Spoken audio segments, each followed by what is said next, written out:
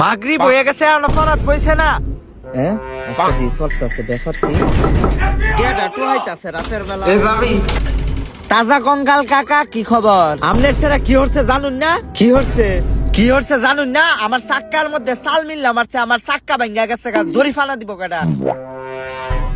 ও এই কারণে সুরের মতো না হেরে ফরাত বইছত। হ্যাঁ এই রহিম আমার বিকাশে ডাব পাঠায় দে। এই কেন আব্বা খারো হেরে কাল লগে কথা কও। আর গড়ি 1 মাস ধরে পইরা রইছে, গড়ির মধ্যে তেল ভরো না। হ্যাঁ গরির মধ্যে তেল দেখতে পাগল হইছে, গরির মধ্যে পেট্রোল দে। ওই টাকটা হইলো কিছু খাও তোমার ছাড়া রে, এবারটা সাল ভাঙ্গা আছে।